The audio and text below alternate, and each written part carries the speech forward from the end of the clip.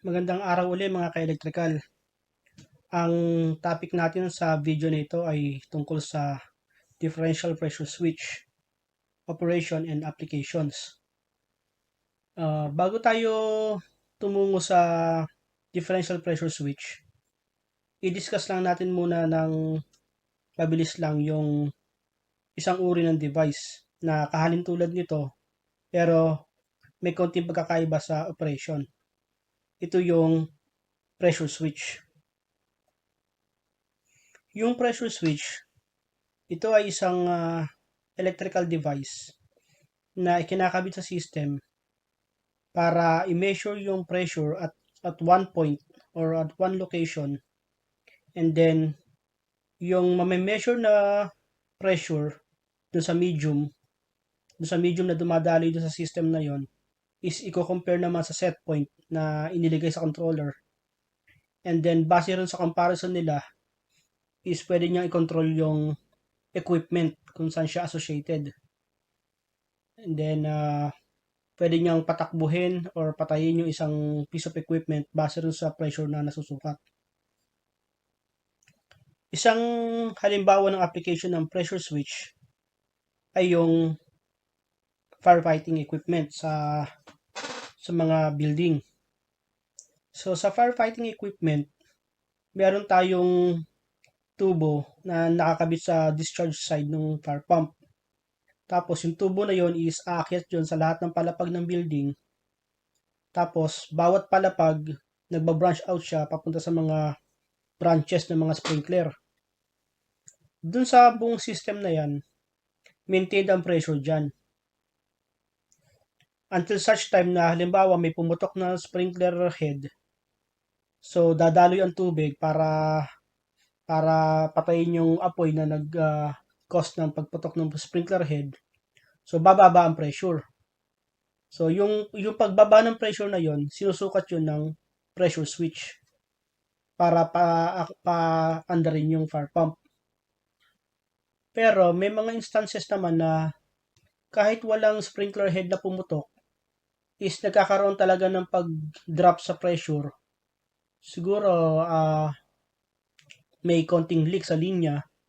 So paunti-unti nababawasan yung tubig doon sa linya na bumababa ang pressure. So para hindi umandar ang fire pump, dahil yung cost naman ng pagbaba ng pressure ay hindi naman yung pagputok ng sprinkler head, meron naman tayong tinatawag na jockey pump or yung pressure maintaining device. Ang trabaho naman ng jockey pump is i-monitor din niya yung pressure gamit din yung pressure switch. Pagka may na-monitor siyang drop sa pressure at na-reach yung set point, aandar lang yung jockey pump para punuan uli yung nawalang tubig dun sa linya para ibalik yung pressure dun sa dating set point, sa dating required pressure or maintaining pressure. So dun sa both instances na yon, yung pressure pump, yung pressure switch natin nakalagay lang sa isang location dun sa pipe. Ngayon naman, yung differential pressure switch, ito ay isang uri din ng pressure measuring device. Pero ang pinagkakabitan mo nito ay dalawang location. Kasi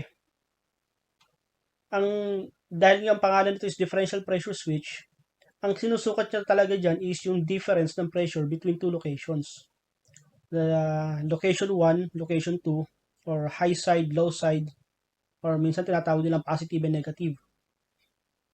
So para makakuha ka ng difference in pressure, delta P, kailangan mo ng dalawang measurements. Kaya kinakabit natin yung mga sampling tube ng differential pressure switch at two locations. Ang isang halimbawa ng nakaraniwang application ng differential pressure switch ay ang HVAC system. Sa HVAC system, karaniwang equipment dyan na makikita natin is ang air handling unit or AHU. Nakita ko dun sa isang video na shinare ni Master Joe na mayroon dong mga naglilinis ng AHU. Tapos, nililinis din nila yung filter. So, kaya ako naisipan tong video na to is related to rin sa napanood kong video na shinare ni Master Joe. Kasi, ang isang application nito is yung pag-detect ng dirty filter. So, katulad dito, yung nakikita nyo ngayon, itong nasa kaliwa, ito yung typical na airflow diagram ng isang HVAC system project or installation. Sa kabila naman sa kanan ay yung actual na air handling unit kung saan yung air handling unit na pinapakita rito sa airflow diagram. So dito sa sa air handling unit na to, dito natin makikita yung pre-filter, yung PF na yan, yung pre-filter, nandito yan sa section na to. Ngayon, ito namang bag filter or BF, nandito naman yan sa section na yan. Tapos, itong nakikita nyo na to na PDIS, or minsan kasi tinatawag na PDIS, kasi minsan depende kung indicating yung yung instrument na ginamit, yung meron siyang LCD. Yung iba naman, walang LCD, so PDS lang, hindi siya indicating. Okay, sa particular na na to, na airflow diagram, ang ginamit nilang pangalan is PDIS. Ngayon, yung two locations na sinasabi ko dun sa definition kanina ng differential pressure switch, dito kung makikita niyo sa side na to, nandyan yung return air. Tapos, pumapasok dito yan. So, dahil may supply ka dyan ng return air, ito yung tinatawag na high side. So, kung makikita nyo rito sa picture, iyan yung duct ng return air. So, may supply ng hangin dyan. Tapos, may filter. Sa kabilang side naman, sa kabilang side naman ng filter, dito natin ilalagay yung low side ng differential pressure switch. So, paano nadidetect ng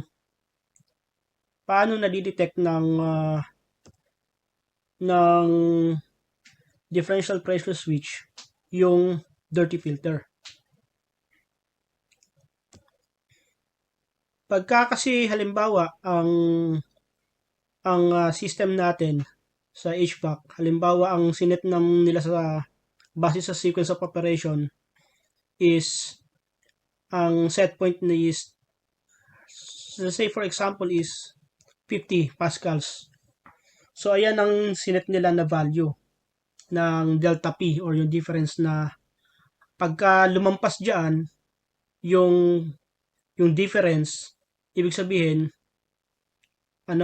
marumi. So paano nangyayari 'yon? So dito sa high side nung ito yung natin filter monitoring na example ng installation. So dito sa high side, yung kung saan nanggagaling yung supply ng hangin, diyan natin ikakabit yung positive na sampling tube. Dito naman sa kabilang side yung negative. So kung halimbawa ang set point is 50 Pascal at ang pressure sa high side is 100, kunyari lang, ang pressure dito is 100 Pascal. Ngayon, so masusukat dito yung 100, constant yan. Kasi tuloy-tuloy naman ang supply niyan. Ngayon, dito naman sa kabila, kung ang nasusukat mong pressure is sa low side, halimbawa, malinis pa yung filter. So, dapat, kung yung mga hangin na pumupunta rito is nakakatawid pa sa filter kasi malinis pa yung filter eh. So, wala kang masusukat na major difference or significant difference sa pressure. Halos pantay pa sila. So, halimbawa dito is 100, baka dito sa kabila is 90. So, ang difference lang nila is 10. Pero ang set point natin is 50. Na kapag lumampas ng 50, tsaka lang siya mag-i-indicate ng dirty filter. So, sa katagalan, habang ginagamit natin yung AHU, nag-accumulate ng mga dumi, nababarahan na yung filter in such time na mababa na yung nasusukat ng pressure dito. Pababa ng pababa yan hanggang habang ginagamit yan, dumudumi na dumudumi, bumababa yung pressure na nasusukat dito. So until such time, halimbawa, nasukat na lang dito sa side na to is 45 na lang. So 100 sa high side minus 45 sa low side, 55 na yung difference na yung pressure nila. So lampas na yan dun sa 50 na set point na limit. Ang mangyayari niyan, itong differential pressure switch, mag-e-energize yan at magsisend siya ng signal, digital input sa direct digital controller or yung control panel. Kasi sa HVAC industry, ang tawag sa control panel is direct digital controller or DDC. So, mag-i-indicate yan doon sa DDC kasi lumampas na eh. Makikita nyo may pilot light doon sa DDC. So, kapag naikutan niya ng mga maintenance personnel, makikita nila yung alarm. So, makakagawa sila ng immediate action kung lilinisin nila yung filter or papalitan nila yung filter. So, ganun yung example ng application ito sa HVAC. Isang example. Pangalawang example naman nito na application ito sa HVAC is yung flow monitoring sa mga supply fan or blower fan or kahit sa exhaust fan pwede rin. Ang principle of operation naman yan is baliktaran naman nung sa filter monitoring. Kung sa filter monitoring, ang nagtitrigger sa differential pressure switch para mag-send ng signal sa DDC is yung high pressure difference between high side and low side. Dito naman sa flow monitoring, ang magti-trigger naman sa differential pressure switch para mag-send ng alarm sa DDC is yung low differential pressure or zero differential pressure. Kasi kapag umaandar yung fan at may supply ng hangin, ang difference ng pressure nila between the discharge and suction is mataas.